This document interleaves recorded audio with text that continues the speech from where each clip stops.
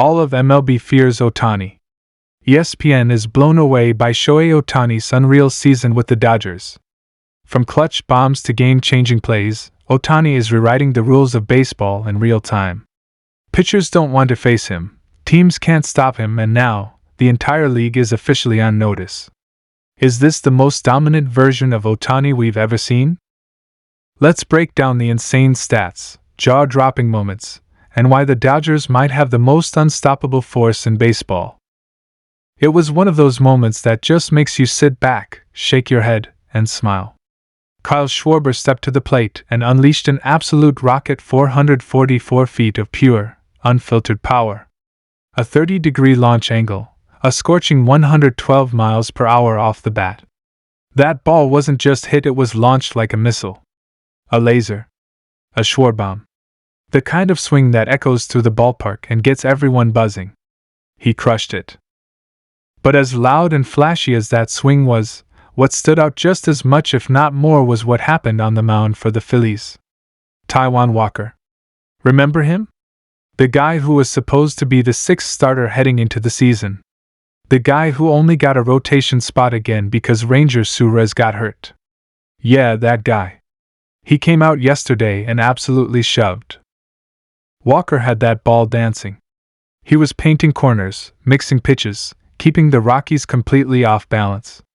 You could see the confidence with every pitch he threw. The game plan was executed perfectly, and the results showed. It wasn't flashy, but it was effective. It was veteran savvy.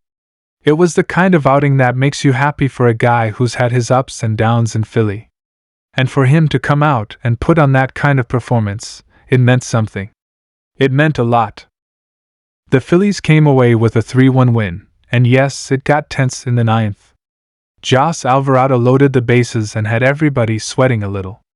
But like the good ones do, he found a way out of it. He slammed the door, and the Phillies walked away with a sweep of the Rockies. And now, they've got their sights set on something much bigger, a marquee showdown with the Los Angeles Dodgers this weekend. This isn't just any series. This feels like a tone setter. A gut check. A statement opportunity early in the season. Because right now, the Phillies? They're about as well-rounded as any team in baseball. There's no obvious flaw. No gaping hole.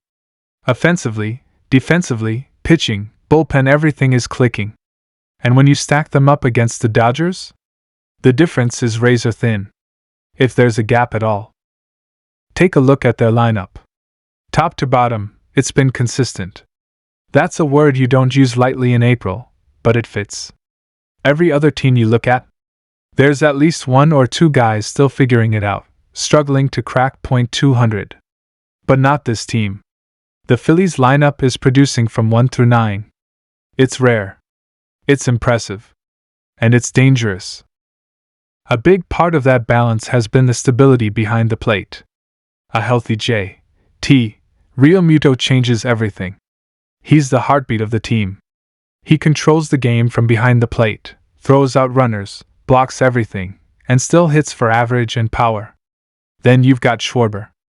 They tried messing around with him in the middle of the order during spring, but quickly realized this guy sets the tone up top. He's dangerous from pitch 1, and when he gets going early, it could be a 5-at-bat night with fireworks. And of course, there's Bryce Harper. He's doing Bryce Harper things. You know what you're getting: clutch at-bats, a laser focus, and that natural flair for the dramatic.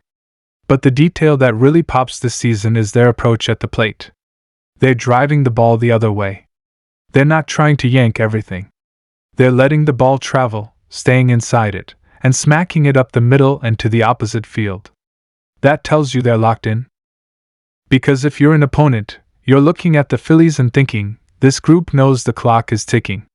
Guys like Schwarber, Nick Castellanos, these aren't kids. They're veterans. They've seen the ups and downs. And they know this window doesn't stay open forever.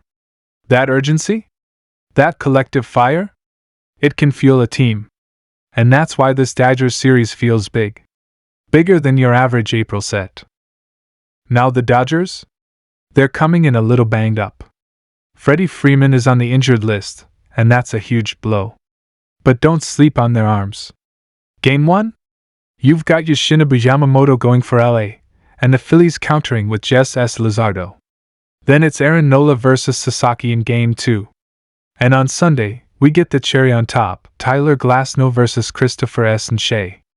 That's a fun one. Let's start with Luzardo. Remember the hype in spring training? People in the Phillies camp were buzzing. He was hitting 96, 97, 98 on the gun. He looked like the version we saw when he was healthy with the Marlins. He's back to being that dude. That kind of lefty power arm that can neutralize even the deepest lineup. Then there's Yamamoto. One of the most highly touted international signings in years. He's electric, but still adjusting. And then, there's Sasaki. Look, there's a lot of intrigue there. A ton of potential. But he's still figuring things out, especially when it comes to command. So far, Sasaki's had a hard time locating his splitter. And that's supposed to be his bread and butter pitch. Big league hitters? They're not chasing if they know you can't land it for a strike. And that's been the case. He's tried to get it working, but when guys see that ball with no spin, they're laying off. They know. You can't fool big league hitters unless you're dialed in. Saturday in Philly? That's going to be a pressure cooker. It's Sasaki's first real road test, and Citizens Bank Park is not the place you want to be searching for feel. That crowd will be all over him from pitch 1. And if he struggles to find that splitter again, look out. The Phillies are patient. They'll wait him out. They'll force him into the zone. And if he can't get there, it's going to be a long afternoon. Here's the thing, though. The Dodgers knew this was part of the deal when they signed him. He's young. He's immensely talented. But he's going to need development. And to Sasaki's credit, he acknowledged that from day one. He looked at teams that could help him grow. That could help him figure out what's going on with his velocity, what's happening with his mechanics, and how to adjust to the league. You can see it when he's not pitching. He's locked in. He's sitting next to veterans like Blake Snell, picking their brains. He's listening to Yamamoto. He's asking questions. He's doing everything right off the field. But once he gets on the mound, it comes down to confidence. Belief. Belief that his stuff plays. Belief that he belongs. And that's where the struggle is. You could see at last outing some emotion bubbling to the surface. Maybe some tears. Maybe frustration. It's that feeling every young player battles. Do I really belong here? Some guys get over it quick. Some guys need time. But once you believe, everything changes.